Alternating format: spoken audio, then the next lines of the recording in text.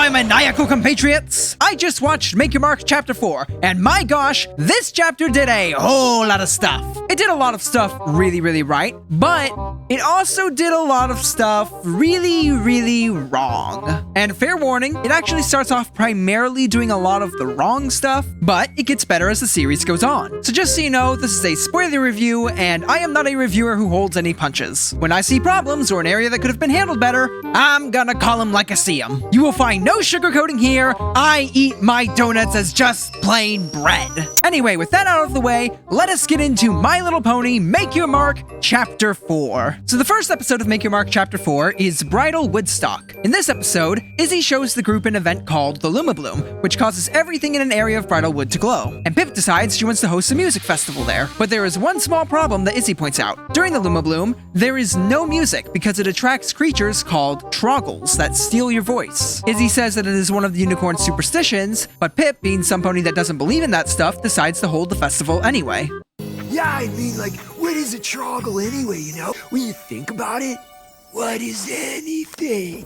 What kind of fertilizer have you had your nose in? The main five split up and go to 3 different artists that they want to have perform and ask them if they join the festival. But because they did zero coordinating with each other, they promise each of the artists that they would be headlining the show. Wait a second, is this what I think it is? Real conflict in G5? And it's not a problem that can just be solved with Deus Ex Lantern?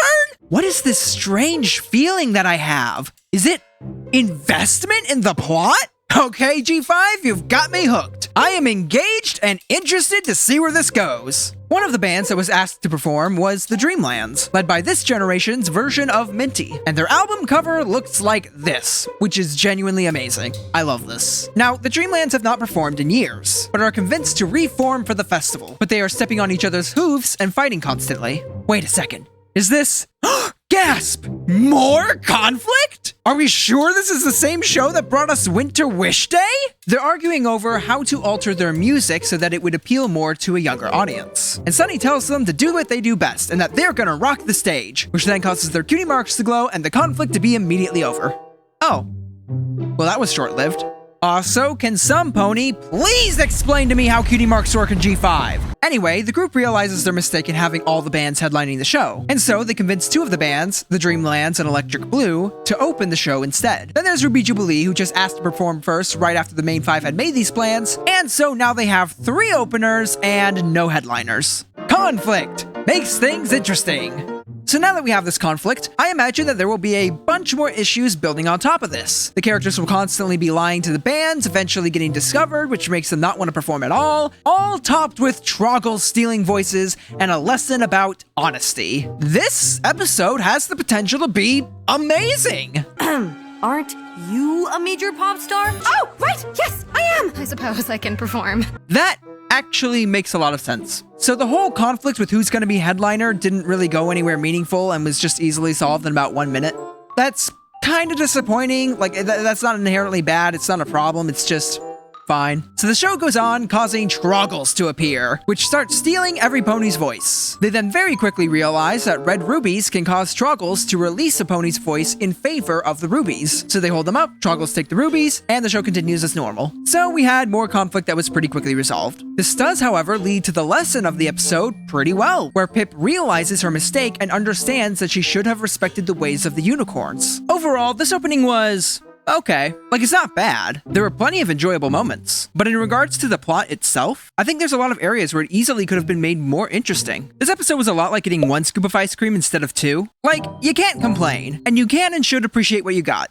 But you can also be mildly disappointed at the same time. The 2 songs we got were fine. Sort of generic pop songs like this show tends to have. Slightly better than normal. They do go on longer than a minute though, which is impressive for this show. I will say, it is nice to finally see some more world building, and the character movements and expressions and lighting, etc. have all really improved, and they are great fun to watch when they are losing all sense of self-control. So that's fun. Good job, animators. The next episode is titled Top Remodel. Sunny and the gang want to take Canterlogic Factory and remodel it. They want to remodel, but don't know what they want to turn the place into. So they ask the entire town what each of them would like it to be and plan on accommodating for every pony, which of course is a serious challenge because these ponies all have different ideas that do not mesh well together. Sometimes I really hate how dumb these characters are. How did you think this was a good idea? Now I gotta wonder, are they gonna ask permission from the Cloverleafs if they can use the factory?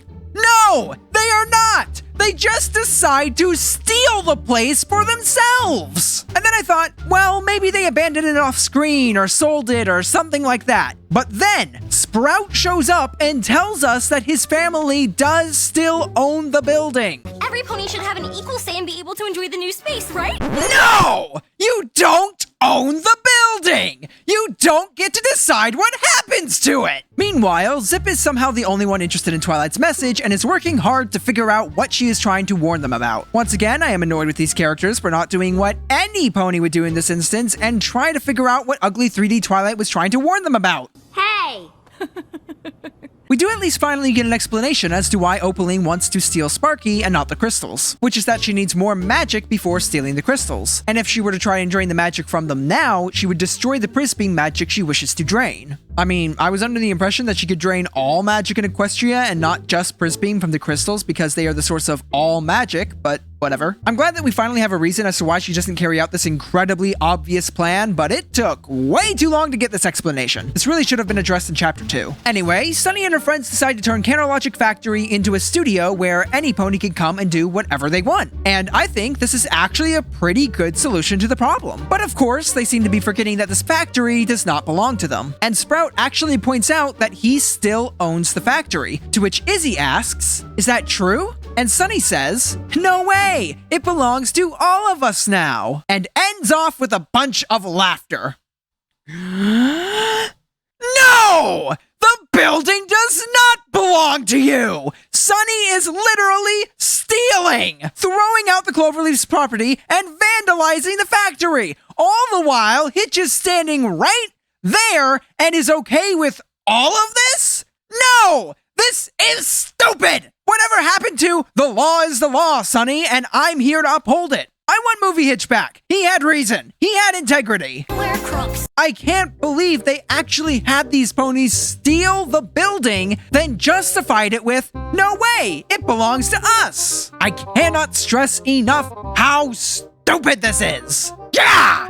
Moving on to episode 3. The Jinxie Games. This episode is about Hitch competing in a bunch of unicorn games with nonsensical rules. This is really just a setting though, as it is mostly for laughs and a method of bringing the narrative over to Bridalwood, where the real story is. Alphabettle and Queen Haven are now a couple, and Zip and Pip are very much opposed to this. They think it's gross and don't like the idea of having to share their mother with Alphabettle. Eventually though, they accept that they are a thing now, even if they may not like it. This is a fun episode, definitely one that I enjoyed. This episode really is just a one and done thing though. You watch it once for the laughs, but then beyond that point, there's not really a reason to come back. Episode 4, Sunny Side Up. This episode opens up with Opaline, who is very angry at Misty for still having not gotten her Sparky. For this, she gives Misty her worst punishment yet, a timeout.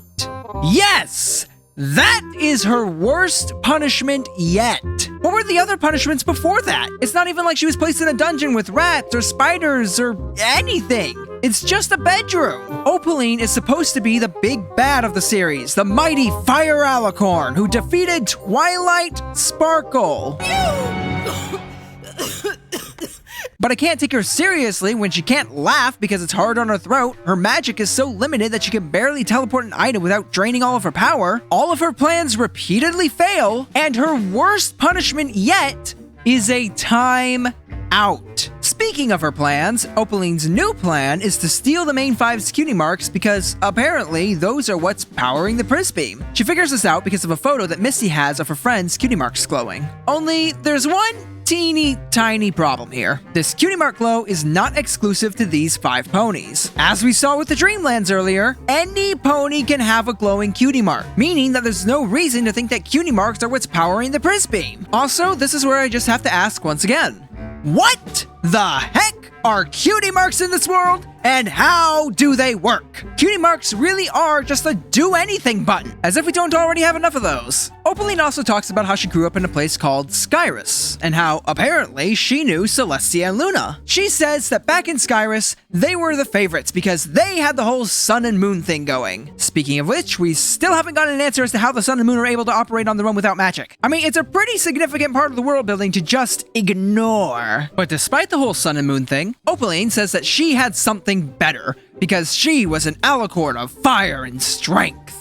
This scene raises so many questions! Opaline also says that she was the wrong pony to push around and that she will live up to her elemental duty. To which I say, what are you talking about? What duty? What do you mean push around? Why did you take so long to start stealing magic? Were you banished? Enchanted so you couldn't harm any pony? Is this confirmation of an alicorn civilization? Why don't any other alicorns ever come to Equestria? Why only these three? And thing is, this point is never brought up again. We're just left in the dark on all of this. Seriously, for every answer we are occasionally given in this series, we're given like 5 other questions. Anyway, after Opaline sends Misty to her timeout, she goes off to claim a magical item called the Dragonstone. But to get to it, she must first scale a mountain, and for some reason decides it would be a good idea to waste all of her magical strength blasting rocks in her path on the way up there, rather than just use that strength to, you know, fly. Also, Opaline says that this plan has a high chance of wiping out all pony magic in Equestria forever, but it's not her problem. This is stupid! Of course it's her problem! Her entire plan is to steal all magic in Equestria! She just said that she wants to steal cutie marks! She can't do that if it's all destroyed! Stupid! Stupid! Stupid! Ah! Meanwhile, back in the castle, Misty finds a way out of her magical restraints. How does she do this? She uses Deus Ex Magica! Out of nowhere, she suddenly has the ability to counter Opaline's magic with her own, despite not knowing she even had magic. She can just kinda do it! Even when there's no lanterns, no crystals, no baby dragons, or even cutie marks around, Deus Ex Magica still runs rampant in this show. Also, Opaline doesn't get the stone, and instead drops it down a hole. And rather than wait for her to regain her strength to use her magic, she decides to leave it there because it's getting dark. While all this is happening, Hitch and Sunny are running a cooking show in their newly stolen building and getting up to all kinds of crazy shenanigans. This portion of the episode's actually not bad. It's mostly just Opaline being stupid that bothers me. There's also quite a bit of fun character interactions between these two. And then the episode ends with, oh look, we're back to Misty, who somehow just realized that Opaline is terrible and not worth sticking around. So she plans to leave to be with her friends. Episode over. Episode 5. The Masquerade Ball. This episode starts off with, oh gosh, what is that makeup? I hate it, I hate it, I hate it, I hate it, I hate it, I hate it, I hate it so much. This disgusting looking makeup is for an event in Zephyr Heights called the Masquerade Ball. I didn't know we were invited. Neither did I. What are we gonna wear? Not earrings, that's for sure. Despite the terrible makeup, this episode's actually not bad. It primarily follows Zip, who is trying to gather information on alicorns by searching through a restricted library in Zephyr Heights, and Misty, who follows her into the library. Even though she has supposedly made her decision on leaving Opaline, Misty still for some reason doesn't tell them about her. She then finds a book on alicorns and rips some important pages from the book before giving it to Zip to research. There's actually quite a bit of good character interactions between Misty and Zip here, and even an arc where Zip tries to stop being so suspicious of Misty all the time, even if she has every right to be. Misty also reveals that she has no cutie mark in order to alleviate Zip's suspicions of her. But despite supposedly choosing sides, Misty returns to Opaline's castle with the pages she ripped from the book that she gave to Zip, who pretty quickly realizes that the pages were torn out recently and some pony didn't want her to find them. Also, Opaline went back and got the Dragonstone off screen, but it needs to be powered by Dragonfire, so capturing Sparky is still the goal here. Overall, good episode, primarily in the character department. Episode 6, A Little Horse. Pip is sick and lost her voice right when she needed to stream. I can relate. While she's sick, her friends are doing a bunch of stuff to keep her company, keep her entertained, and make her feel better. But there is one thing that happened that I know made me feel better about this whole show. Yes! He's gone! The demon child is gone! Thank you, Snipsalot. You have done this world a great deed. Oh, hold on. I can make it better. Once again, this is not a bad episode. I actually rather enjoyed this one. It doesn't do anything outstanding, but it didn't do anything terribly wrong like so many other episodes did. All the while having a lot of fun character interactions, good humor, and most importantly, it moves the plot forward by having Zip piece together the puzzle that Twilight was trying to warn them about. So now thanks to Zip, the only one with any common sense, they actually know about Opaline's existence. All this piecing stuff together is off screen, however, and it is kind of disappointing that we don't get to see it. I feel like this was a serious missed opportunity for more lore, world building, information on Opaline, and a chance to make Zip look very smart. Really, I think that this chapter has been the best so far, largely because of how much the plot actually progresses, whereas in previous chapters, nothing ever really changed between episodes to work us closer to the grand finale. On top of that, we've gotten better character development, more world building, better animation, better dialogue, better character interactions, more and better arcs, and lessons that feel less smacked in your face like, you guys need to eat more vegetables! I'm not anti-vegetable, by the way. I'm just anti-vegetable to the face. As Zip is explaining everything she has learned to Pip, Misty is in the room listening to all of this, and then rushes back to Opaline to let her know that they know of her existence and her plans, to which Opaline responds with, "What? They've never heard of me?" And then goes on about how they should know about her because she should be in their history books. But now that they do know about her, it is time for them to strike, as there is no time to lose. Okay, so 1, Misty, whatever happened to you switching sides? And 2, Opaline! If you are only just executing your plan now because they know about you, then why didn't you execute it sooner when you thought that they had known about you this whole time?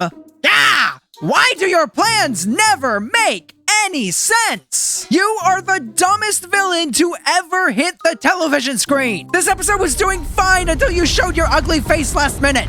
We now move on to the final episode, Missing the Mark. This is what it's all been building up to, people. The moment of truth. Was all the stupidity to get here worth it? We shall see. This episode opens up with Misty running back towards Opaline's castle while carrying Sparky, who she somehow managed to capture off screen. Is it just me, or have you gotten way cuter all of a sudden? I mean, he's certainly been way less annoying in this chapter, but I feel like cute is still pushing it. So, Misty brings Sparky to Opaline and immediately regrets it as she, and I'm not making this up, slowly drains the baby of all of his magic into the Dragonstone, which may or may not be considered torture given the look on his face, with the intent of killing him when she's done. Yeah!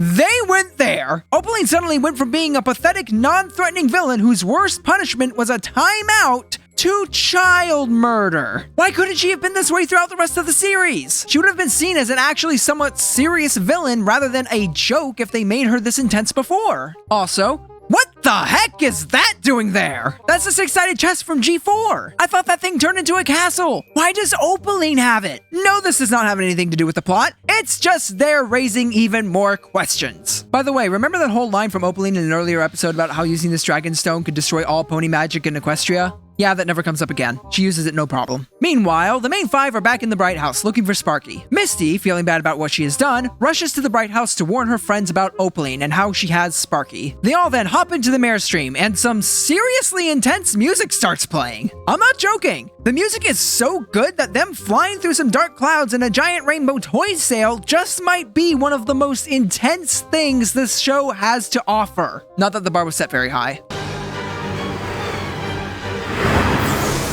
Misty then brings them into Opaline's castle, where they are all immediately captured in a magic-proof bubble. And Opaline is under the impression that Misty brought them there so that she could steal their cutie marks when she's done draining Sparky's magic. The main 5 are of course feeling very betrayed at this point, and Misty feels horrible for what she's done. And my gosh, I am glad to finally see some real tension and payoff in this series. They have been building up this moment for so long, and it works. It is very well done. Opaline then tells Misty that she has finally earned her cutie mark, and that once she's done draining the magic from Sparky, she will give it to her. Misty then gives an apology, but the other ponies do not believe her. They actually spend quite a bit of time on Misty and her struggles in this scene, as well as how the main 5 are all feeling about this. And it is actually handled really well. This is far more in line with the kind of writing that G5 has been missing. It has emotion, tension, conflict, character arcs, a serious threat, a not annoying Sparky! Where was this level of writing throughout the rest of the series? Now that Misty has had all the guilt piled up on top of her, she decides once and for all to turn on Opaline and help free her friends. How does she do this? Well, you see, Opaline may have made the bubble magic-proof, but she did not account for the almighty power of sticks. Once they are freed, their trust is earned back. But that's not the only thing that's earned. Misty finally gets her cutie mark. For what?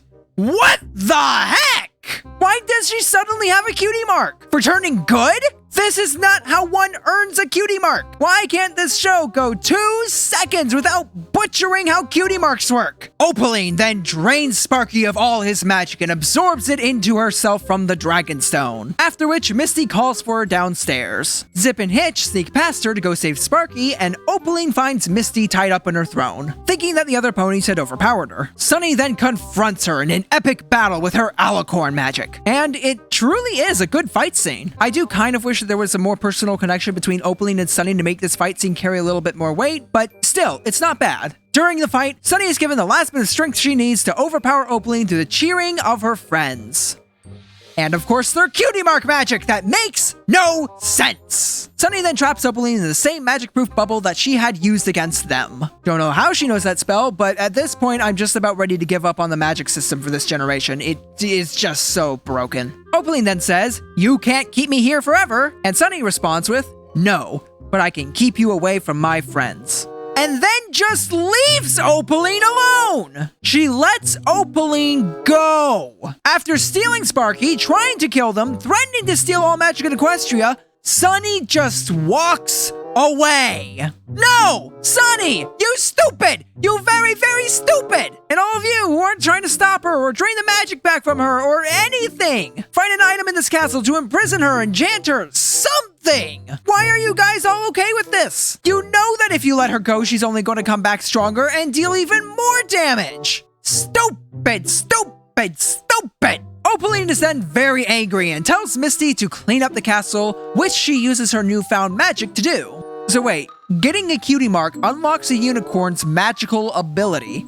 Since freaking when?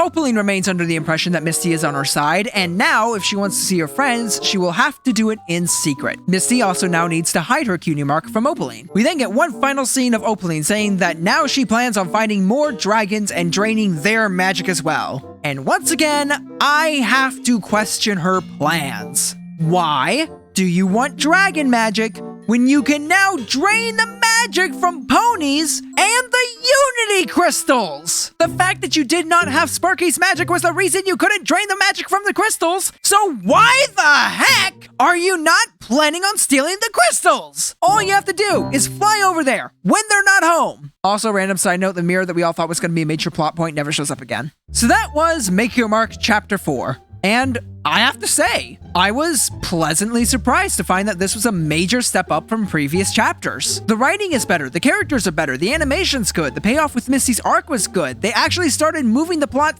forward in a few episodes and actually started answering some of our questions. But now for the real question. Now that things have started to improve, now that they have fixed so many of their problems with this show, now that we have seen Misty's arc in full and had our epic battle with Opaline, was it all worth it?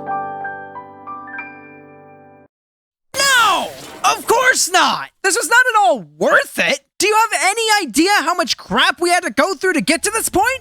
They have still undermined the previous series and Twilight's success, destroyed all sense of the magic system and the world building to the point where there is no tension because all of the problems can be solved because magic happened. They gave us a stupid villain with repeatedly stupid plans that made no sense. Way too many episodes where the characters are acting so incredibly stupid and obnoxious. They ruined Hitch's character from the movie, gave us this terrible freak of nature, made Twilight look like a complete weakling and fool with her stupid plan of removing all magic in Equestria, gave Sunny, the supposed main character of this show, no depth beyond what we saw in the movie and an innate desire to help ponies, barely any serious conflict that wasn't just Deus Ex Magicka away, and still have not answered many of the serious questions about the history of Equestria, the world building, and so much more! You still need to watch a mediocre spin-off series on YouTube if you want the full context of the plot points in the main series, and to make matters worse, it's all impossible to keep track for anyone who is not watching these things as they release. If someone were to start watching the show now, they would have no idea what order to watch everything in. And don't even get me started on the comics. So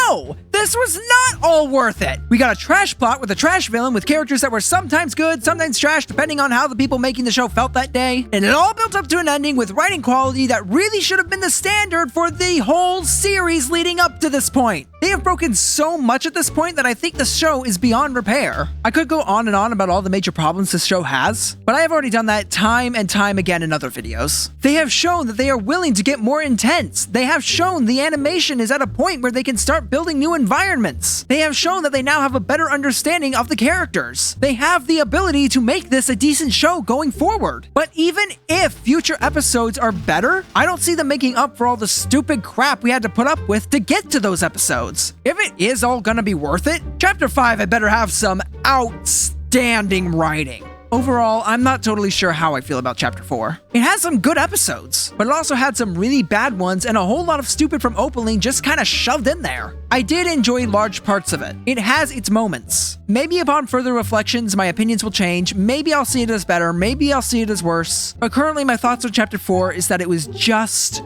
fine. But it's really a one and done thing. This isn't something that I'm gonna come back to and keep rewatching over and over. The show as a whole still sucks, but at the very least, Chapter 4 was fine. But hey, maybe you felt different about it. Maybe you enjoyed it, or maybe you hated it. Whatever your thoughts are, I'd love to know them in the comments below. And if you want to check out my review of Winter Wish Day and all its Deus Ex glory, click the video on screen to check it out. With that, I hope you have a wonderful day, and I will see you in the next one.